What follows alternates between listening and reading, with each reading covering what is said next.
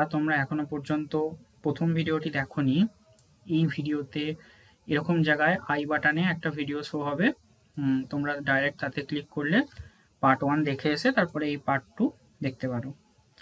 Hello students, star ion science IQ YouTube চ্যানেলে তোমাদের সকলকে ওয়েলকাম। হাই স্কুলে ক্লাস 5 থেকে 10 পর্যন্ত বিভিন্ন সময় যে প্রজেক্ট দেওয়া হয়, আজ আমরা সেই রকমই একটি প্রজেক্টের টপিক নিয়ে আলোচনা করব, যেটি হলো কি ভেষজ উদ্ভিদের গুণাগুণ সম্পর্কিত। এর আগে চ্যানেলে আমার একটি ভিডিও রয়েছে, তাতে আমি 10টি এরকম ভেষজ উদ্ভিদের নিয়ে আলোচনা করেছি। এটা তারই সেকেন্ড পার্ট আসছে, কারণ অনেকের রিকোয়েস্ট ছিল যে কারো স্কুলে 15টা করতে দিয়েছে, সেই জন্য আরও 5টা লেখার জন্য আমি আজ আরও কিছু উদ্ভিদের নিয়ে তথ্য অ্যাড করলাম। আচ্ছা, যারা তোমরা এখনো পর্যন্ত প্রথম ভিডিওটি দেখোনি, এই ভিডিওতে এরকম জায়গায় আই বাটনে একটা ভিডিও শো হবে। তোমরা ডাইরেক্ট তাতে ক্লিক করলে পার্ট 1 দেখে এসে তারপরে এই পার্ট 2 দেখতে পারো। আর আমাদের ভিডিওর বিশেষত্ব হলো প্রত্যেকটা ভিডিও ডেসক্রিপশনে তোমরা চেক করলে টাইম স্ট্যাম্প পাবে, সেখান থেকে তোমরা সরাসরি পার্টিকুলার নির্দিষ্ট উদ্ভিদের তথ্যে পৌঁছে যেতে পারো।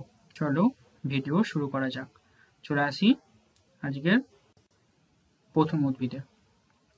প্রথম উদ্ভিদ কি আছে? সর্পগন্ধা। সর্পগন্ধার শিকড় রক্তচাপ কমায়, স্নায়ুতন্ত্র শিথিল করে ও উত্তেজনা কমাতে সাহায্য করে। 2. জ্বর, ঠান্ডা লাগা, কাশি প্রভৃতির প্রতিষেধক হিসাবে ইহা ব্যবহৃত হয়। 3. দৈহিক দুর্বলতা ও মানসিক অবসাদজনিত রোগে সর্পগন্ধা মূলের চূর্ণ ব্যবহৃত হয়। 4. সর্পগন্ধার মূলের রস আদিকাল থেকে উন্মত্ততার মহৌষধ হিসাবে প্রচলিত। 5. চোখের ছানি অপসারণের ক্ষেত্রে সর্পগন্ধা পাতার নির্যাস সেবন কার্যকরী। 6. দুধের সাথে শিকড় চূর্ণ মিশিয়ে দিনে 3 বার সেবন করলে হিস্টেরিয়া রোগীও সুস্থ হয়ে যাবে। চলে আসছি আজকের সেকেন্ড উদ্ভিদ, পুদিনা। 1.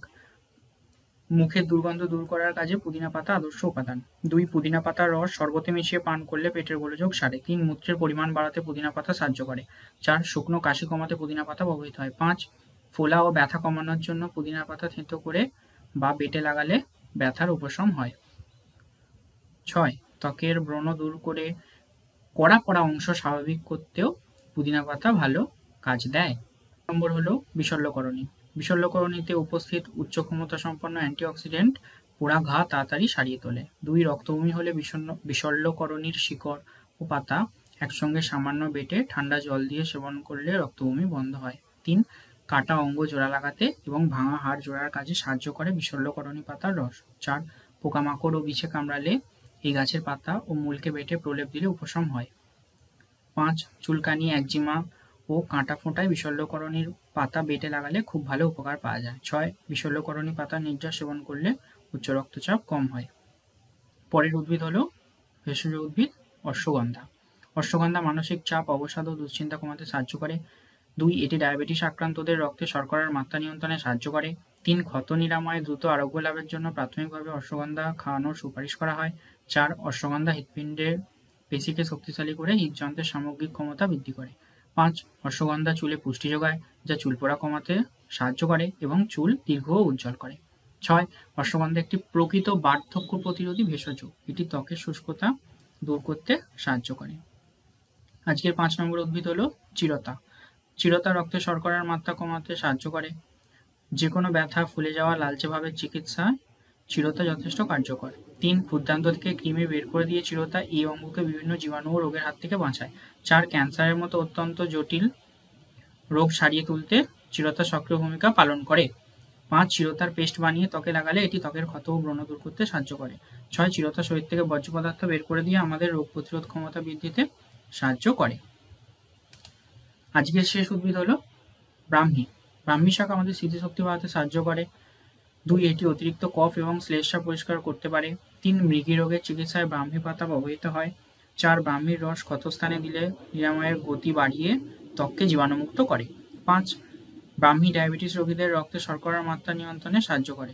6. ব্রাহ্মী গ্যাস্ট্রিক আলসারকে প্রশমিত করতে সাহায্য করে। আজকের ভিডিওতে আমি 6টি ভেষজ উদ্ভিদের গুণ নিয়ে আলোচনা করলাম। এর আগের ভিডিওতে আমরা 10টি ভেষজ উদ্ভিদ নিয়ে অলরেডি আলোচনা করে দিয়েছি, কিভাবে প্রজেক্ট করতে হয়, কেন করব এবং কিভাবে লিখব, কোথায় ছবি মারব, কি করব সে সম্বন্ধে একটি ভিডিও আমি দিয়ে রেখেছি, যেটি তোমরা আবার আমি দিয়ে দিচ্ছি। ভিডিওর এই সময় আই বাটনে আসবে ভিডিওটি, এবং কিছু পরে এই ভিডিওর শেষে এরকম জায়গায় তোমরা ভিডিওটি দেখতে পাবে। ডাইরেক্ট সেটিতে ক্লিক করেও সেই ভিডিওটি আগে দেখে আসবে। যদি না দেখে থাকো তারপর এই ভিডিওটি দেখলে তোমাদের সুবিধা হবে।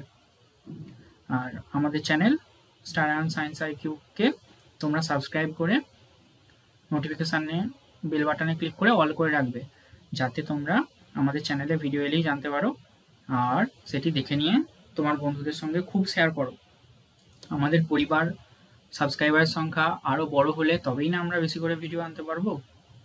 চ্যানেলের সঙ্গে তোমরা জুড়ে থাকো আর ভিডিওটিকে বেশি করে লাইক করো। কেমন লাগছে তোমরা কমেন্ট করো। তোমাদের যে সেকেন্ড পার্ট এই ভিডিওটি লাগবে তোমরা অনেকেই বলছো, কিন্তু কমেন্টে জানাও সেটা। তোমরা হোয়াটসঅ্যাপে চ্যানেল সেকশানে গিয়ে আমাদের star ion science IQ official নামে চ্যানেলটিকে ফলো করে রাখতে পারো। Thanks for watching. দেখা হচ্ছে পরের ভিডিওতে।